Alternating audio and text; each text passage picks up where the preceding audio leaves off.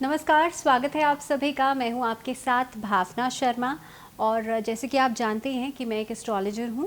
मैं tarot cards भी करती हूं, मैं वास्तु एक्सपर्ट भी हूं और साथ ही में मैं न्यूमरोलॉजी भी करती हूं। इसी के साथ मैं बात करूंगी आपसे कि बुधवार का दिन क्यों खास होता है, बुधवार के दिन क्या खास उपाय करने चाहिए। तो हर दिन एक ग्रह के साथ कनेक्टेड होता है। बुधवार का दिन यानी कि बुध ग्रह, और बुध ग्रह यानी कि बुद्धि का कारक। हर चीज़ आप समझने की कोशिश करेंगे अगर तो इंटरकनेक्टेड है। अब बुधवार का दिन बुद्धि का कारक माना जाता है और साथ ही में इस दिन अगर आप चाहते हैं, क्योंकि बुध जो होता है ना आपकी कुंडली में बहुत सारी चीज़ों को कंट्रोल करता है। अगर आपकी कुंडली में बुध मजबूत है तो आपकी बुद्धि बहुत तेज़ होगी, आपका इंटेलेक्ट बहुत ज़्यादा तेज़ होगा। तो बुध जो है वो स्पीच का कारक भी माना जाता है। जिनका बुध बहुत अच्छा होता है आप देखेंगे वो बहुत मीठा बोलते हैं, वो ऐसा बोलते हैं कि लोग उनसे इम्प्रेस होते हैं या लोग उनकी तरफ आकर्षित हो जाते हैं।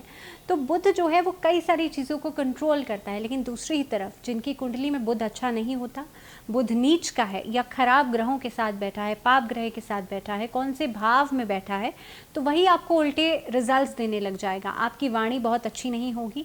वाणी के कारक आपके रिश्तों में मिठास नहीं होगी, आपके रिश्ते जो है वो टूटना शुरू हो जाएंगे।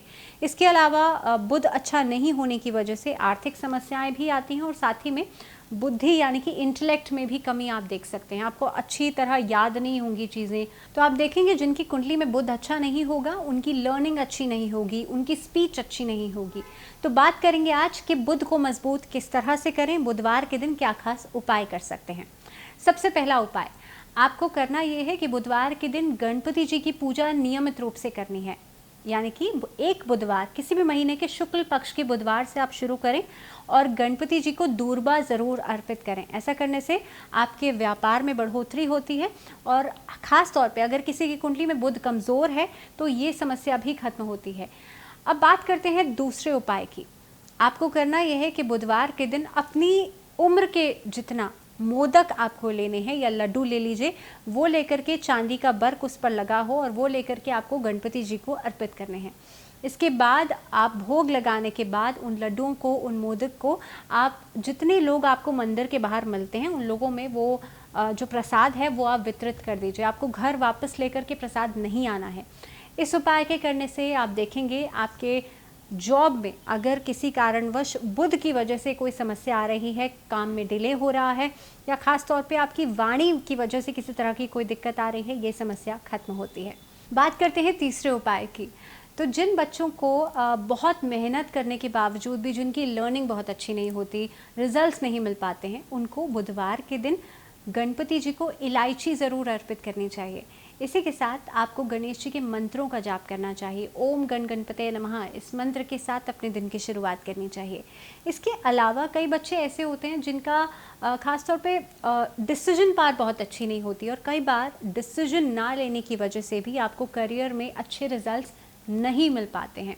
तो ध्यान रखिए कि गणपति जी की पूजा के साथ साथ बुधवार के ही दिन आपको माँ सरस्वती की पूजा भी ज़रूर करनी चाहिए। इस दिन आपको एक वाइट पेपर लेना है, उस पर माँ सरस्वती का बीज मंत्र लिखना है। ओम ऐं नमः, माँ सरस्वती का बीज मंत्र है ऐं। ओम ऐं नमः आपको लाल रंग की रोली से या लाल रंग के पेन से आपको लिखना है।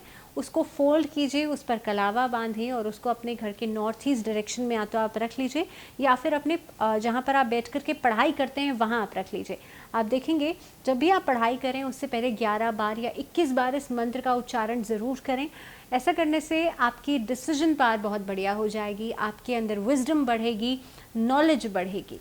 साथ ही में अब बात उन लोगों की कर लेते हैं जिनकी कुंडली में अगर बुध अच्छा नहीं है और आपके व्यापार में तरक्की आप लोग नहीं कर पा रहे हैं, तो आपको बुधवार के दिन किन्नरों को हरी चूड़ियाँ दान ज़रूर करनी चाहिए। ऐसा करने से आप देखेंगे व्यापार में तरक्की भी होती है, साथ ही में बुध की वजह से अगर आ रही समस्याएं होती हैं वो खत्म होती हैं या फिर वाणी दोष भी खत्म होता है। चलिए बात करते हैं पांचवें महा उपाय की। कई बार नौकरी में या व्यापार में ऐसी कुछ परेशानियों का सामना हमें करना पड़ता है जिसकी रीज़न आप बिल्कुल भी नहीं है, जो गलती आपने नहीं भी की कई बार उसका भुगतान करना पड़ जाता है और उसकी वजह से आर्थिक स्थिति खराब हो जाती है। ऐसी स्थिति में आपको बुधवार के दिन किसी भी गौशाला में सतनज़ा यानी कि 7 तरह के अनाज को मिला करके उसको डोनेट करना चाहिए या फिर आप सतनज़ा जो है किसी नीडी को, किसी गरीब को आप दे सकते हैं।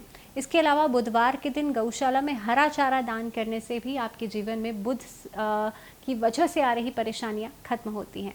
तो इन्हीं खास उपायों के साथ आज के लिए फ़िलहाल इतना ही। मुझे दीजिए इजाज़त, लेकिन जुड़े रहिए आप लोग इस चैनल के साथ। नमस्कार।